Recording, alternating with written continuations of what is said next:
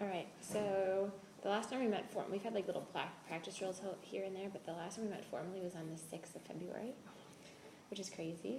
So I want to reflect on some success you've had with your last action steps before we move on to talk about some new stuff. So let's see.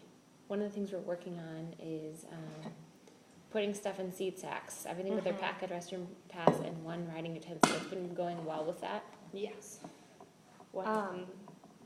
I think that a lot of them are doing it more automatically, so that really it's only Chicago that I have to make the full group announcement in. Like Truman just comes in and does it. WMU, everyone does it except a few people who I have to go around and tap. Okay. And then once I tap, they're... Why are you tapping and not taking a point for? Oh, because it's during the do now. Okay.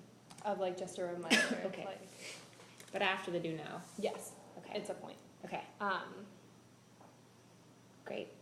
Then we talked about don't do Aguami unless you're going to follow it up with a textbook callback.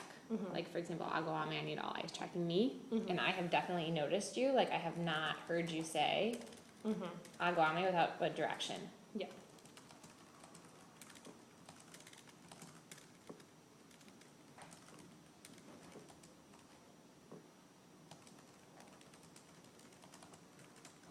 For example, track. Mhm.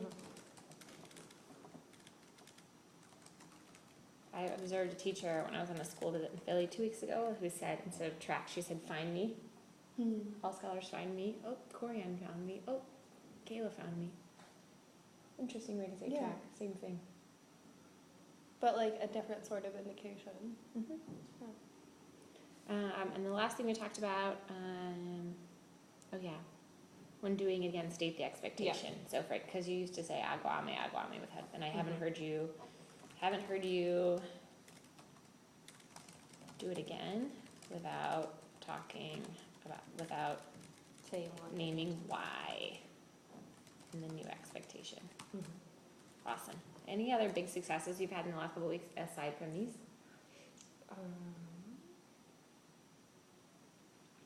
Truman has been really good about turning talks during the engage section without getting sidetracked. So they've been able to do like think pair shares. Okay. What has been the impact of that? I think that their ideas are becoming much more solid, especially getting their footing at the very beginning of class. And they also are much more engaged in the rest of class because they've had the opportunity to write down their own ideas and then talk to someone else, and then based on that quick turn and talk, share out. And they also aren't getting derailed nearly as easily. Got it. Awesome. I'm gonna add that to aren't getting derailed as easily. So I'm gonna check in with you about 3 things. One thing is, tell me more about what's this check system that I see you using in class sometimes. So I've been doing check during the do now, check during engage, check during note section, check during independent practice, and check during exit ticket. So if you've gotten 4 of the checks, then you've been like at a 100% that day. You've been really fully engaged. You've been really actively meeting the expectation during do now, during engage, during notes, during independent practice. If you're at 3 checks, you're doing okay, but not great. You're not meeting all of the expectations for any given section. So you might do really well during the do now, but not during engage, and then you turn it around during notes and during independent practice. If you only have 2 or 1 check, that means that you're not meeting the expectation. So where is the reward or consequence for this? So part of it is I've been factoring that into their like weekly engagement during class grade.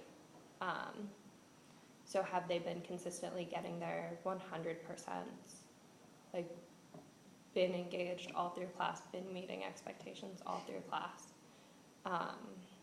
And then I've also been calling home with the check marks of like, I just wanted to let you know that your scholar has been mostly engaged during class, but had trouble during this section or this. That's helpful. section. Okay, so I'm glad that I got more clarity, because I thought you were using that in lieu of the point system. No. So, I do want to stamp something though. So if you are using that, that makes Mhm. sense to me. Mm-hmm. But you still need to take -1 if, Yes. for the things they're doing that causing them not to get the check mark. Yeah, so I've been having live school up on here because every time I've had the iPad in the room, a kid will try and grab it. So I've just hid it away so that no one can have it. So I have this up as much as possible. If not, I have like a sheet of paper that's on the doc cam or that's next to it where I try and take points really quickly. But then I also have been using the checks for like, have you been really solidly? Okay, that makes sense to me, but I'm gonna put it as an Yeah. action step on Mhm. here, like, when I'm observing, I'm gonna try to take lots of video throughout the next couple of days, like, when a kid's not getting a check, then I should hear then, like, Angel, that's 1 for voice. Yep. No check. Mm-hmm. Okay. Should I also include the no check? I think it provides clarity. Okay. Because usually I've been. With, for example, Angel, that's 1 for off task, we'll say, no check today. Okay. Mm-hmm. That make sense? Yeah. What's gonna be the impact of that? So what I've been seeing the impact for up there is kids are realizing that to get the check, they not only have to do the work, but they also have to meet voice level expectations, seat expectations, all of those things. So they're starting to see that they're more linked. And I think by doing the lightning quick, that will link the behavior to it even more. Yep. Good. Because I have seen the kids who like can look up there and say, oh wow, I only have 2 check marks so far today. That means I really need to focus during notes or independent practice. Good. Another thing I want to check in with you about is seating chart. Do you have any kids who are assigned back here to sit? No. Okay. Good. So no kids should be sitting in the back of the room. And then like I often will move kids once they, like if they aren't able to meet the expectations in the rows. Right. So Or the, start the yelling kid should be at- sitting at a student desk. Yeah. So Although I will say Derek has just been automatically sitting at this desk. And he's the only one. Derek is the only one who I'm kind of okay with. Yeah. Well, I think the rest of the class goes better when Derek's not sitting with him. exactly.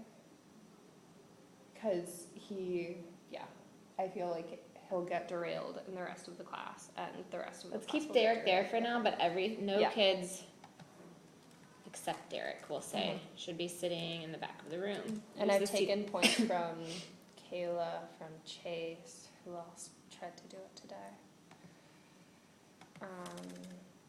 Devin. So no kids except Derek should be sitting in the back of the room. Yeah. Use the seating chart as a non-negotiable. So Mhm. like if kids aren't in their assigned seat, like should have appropriate consequences, should have -1 for procedure. Sorry, I should have -1 for procedure. Yeah. If they don't move, it's -1 for ask twice. If they still don't move, then you need to submit a Slack referral and tag Jones and I. So if you ping me in, and I will come and make them move their seat. Okay. But that's just a non-negotiable. It sets the tone from the I beginning. was of going class. to do the post-its again, because it seems like, You can just post up the seating chart at the beginning of class. yeah, but they try and sneak around that. Then that's what you're there for. If they sneak around that, well, you gotta check and you gotta take one. Yeah. One out of seat. But it's, yeah, You have to do that every day. they feel like they can get away with it more. Because you've been when letting they're them get there. away with it. Yeah.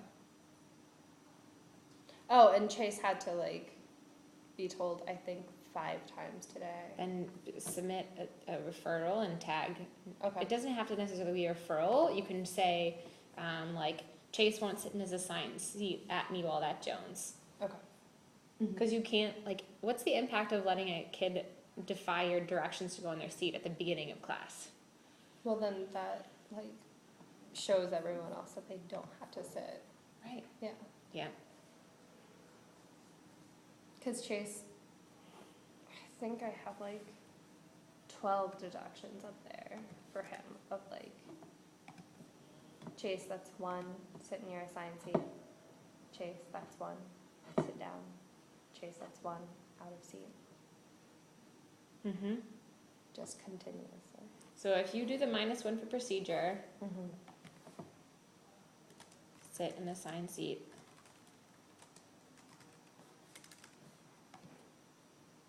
And then if they don't move, it's -1 for us twice, and submit a Slack referral. Okay, this is from the start of class. There's one last thing I want to check in with you about. Let's see. Oh, the seat sacks.